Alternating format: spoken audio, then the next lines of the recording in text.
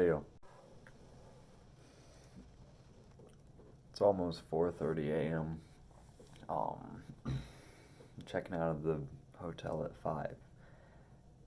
Uh, Getting onto a bus at 5:30 and to the airport, and from there to getting on the plane to Addis Ababa, and then we're flying to Johannesburg from there, and then after that, I believe a plane to Maseru in Lesotho. It's gonna take 17 hours and some change total, I think, was the, or more. I think the first leg is 13 hours, and then the second one is like 5 or 6. Um, Addis Ababa is in like Ethiopia, which is Central Africa, I guess, in the grand scheme of things.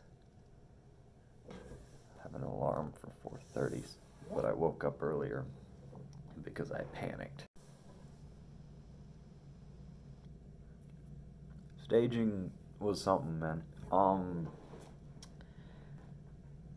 It's like preparation, but not actual like hard preparation. It was like very soft preparation. If that makes sense,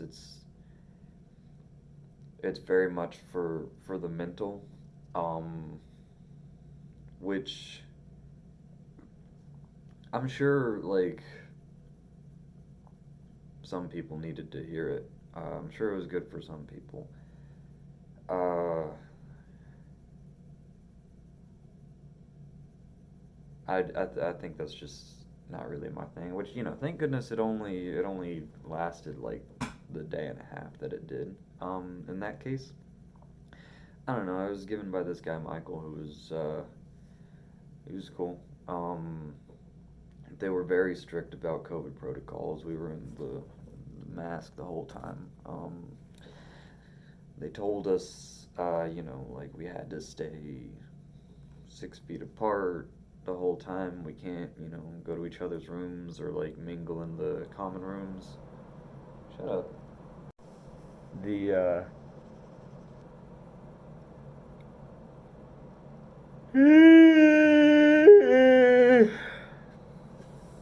At the end of staging, well, Michael, like,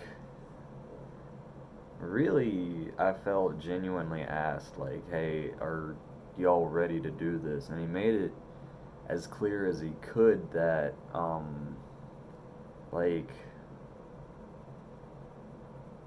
there would be no judgment for leaving. Um, which, like, I guess was cool. Um, I don't see anyone making it this far and backing out at that moment, which is odd to me. Um, because you'd have to do it like in front of everyone. Um, no one did. Uh, but that being said, our cohort is gonna be 15 people from the looks of it. It was I think it was I think it was at least 25. The first time we had an onboarding call on Zoom, that was into August, I think. No, that was July. Anyway, I think, yeah, and then August we had a second onboarding call. And I believe that was about when we had 25 people. Um, and I guess it's only been whittled down from there. I kind of contacted our um, coordinators and got some numbers together, and we put together a WhatsApp group we got, I think, 19 people in the WhatsApp group now. And on Sunday, people started texting about, oh, hey, like, apparently I'm not medically cleared anymore, and I just got to DC, which sounds brutal, which sounds horrible, honestly. And apparently it happened to a handful of people, which just sucked because, I hadn't met them, but in the group chat, they seemed like very good additions to the cohort. Um, and I feel like we just need all the help we can get. Um, because I can tell that, like, I don't know, nobody's super lackadaisical about this. Um, we're all very reticent. Am I using that word right? Folks who did make it, though, um, they're very cool people. I really see myself getting along very well with everyone here. Um, it's 15 of us after one late arrival. Uh, 7 dudes and 8 girls.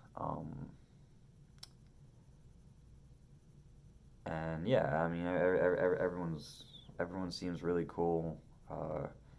They didn't give us a lot of time, bar lunchtime and kind of the time we had after staging to hang out.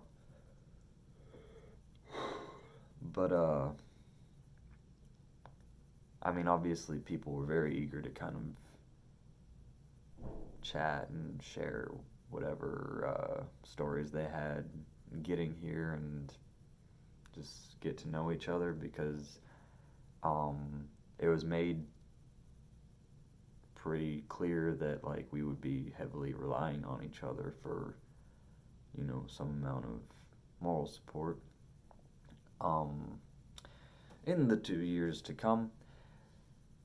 And I don't know, it's just kind of the idea that there's just normally more people is, I think, a little scary for a lot of the people here. I don't know, I haven't talked to everyone about that. It's a younger cohort. I think I'm one of the older people, actually. There's a couple that are a few years older than me. And then I think most people are kind of 20, 24, 25. And then there's a few babies, just like 21s and 22s, which is cool. It's been cool kind of seeing everyone's, like hearing people's timelines of getting to this point, I guess. And I don't know, it was cool hearing other people kind of share that for them as well, this was something that they've been thinking about for a long time. I mean, this has kind of been in my head since high school when I was working doing kind of like volunteer work modeled after Peace Corps, but like much smaller scale in Mexico. And it was cool hearing that other people had kind of like had it in their head since about that point in their life as well. Because I don't know, I thought maybe for other people this would have been more of an impulse decision, and maybe it is for like maybe it is when there's bigger cohorts, but for now it's kind of just us at the people who I guess applied like as soon as jobs started or positions started opening again. Um, yeah. Um, I lost so much stuff. You know how I ended last video saying I was gonna bring the cowboy hat? Yeah, that didn't last. That didn't last a minute. I left that on my at home on the for the first plane ride. I had like four plane rides between Austin and DC, well, and Africa. And I just forgot it the first time. I have no idea what else I forgot. Um, I have my passport and my WHO card. Um,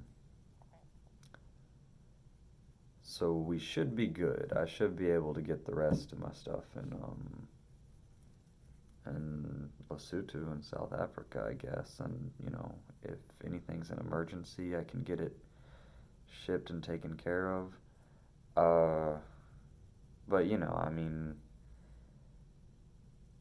I guess it was never gonna be super easy to keep everything together.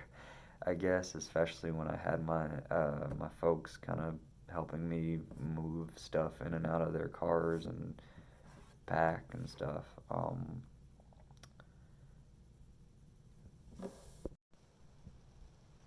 I think the last thing that I wanted to say was like, um, goodbyes are really hard, and I don't know. I remember like what it's five. It's almost five. Let's call it five now. So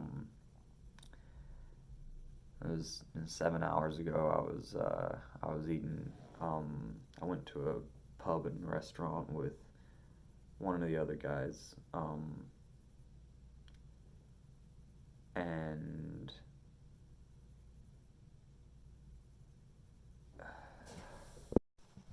I think the last thing I want to get off my chest, I guess, is that, about 7 hours ago, I was at a pub and restaurant with one of the other guys, and after I finished dinner there and had some cider in me, that was when I started feeling very good about going again, because I swear to you, I've been a zombie uh, since I arrived. Just because I've been tired and I've been traveling a lot, and also because they've kept me tired because it's been a lot of paying attention to someone. By the way, they have this whole like training book that we went through. It's a bunch of kumbaya stuff and going over the expectations of Peace Corps members, things such as that. Um, Shut up. But yeah, I think how do I put this concisely? The goodbyes that I didn't expect to be hard were the ones that like hit me the hardest. Um, like I had a surprisingly difficult time saying goodbye to the guy who sold me tacos in Austin. Um, cause when I told him, I didn't tell him I was leaving until like the last Monday. Device. I think I ran out of storage. Until the last Monday, um, that I was at work there, and so that would be like the last week that I was buying tacos from him. And I said, "Hey, brother, uh, I'm not gonna come around anymore after this." He said, "Oh, what are you doing?" I said, "I'm moving to Africa for this Peace Corps thing." He said, "Oh, cool." And he kind of turned around and started paying attention to my tacos when I was telling him, "Oh yeah, no, it's like this is my last week." So I guess he didn't hear that. And then on Friday, he was kind of doing the same thing. He's making my tacos, and he says, "So how many more weeks I got you for?" And oh my gosh, I said, "Oh man, it this is it." And this man, who I didn't know the name of, turns and is just crestfallen. And I don't know. I mean, I'm not exactly like I'm I'm not touching the hearts and minds of every taco vendor in Austin, but I think it's just kind of like even those little like chats that you just have with someone on a regular basis. I underestimated kind of how much that meant to me, and definitely how much it meant to the other people. Um, so I don't know. That's just something to think about. And then some of the goodbyes that I expected to be hard were actually very easy. I don't want to get into that one too much. And then other goodbyes are just different. Um, but I don't know. I think the important thing is it's it is only 2 years, and that's not a lot of time in the grand scheme of things.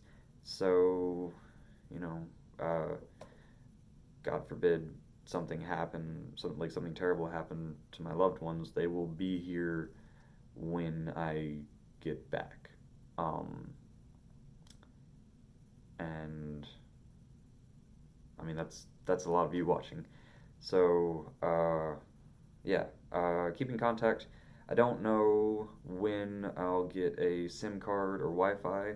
Um, it's gonna be at least um, 20 hours, I guess, probably from now, more, I think.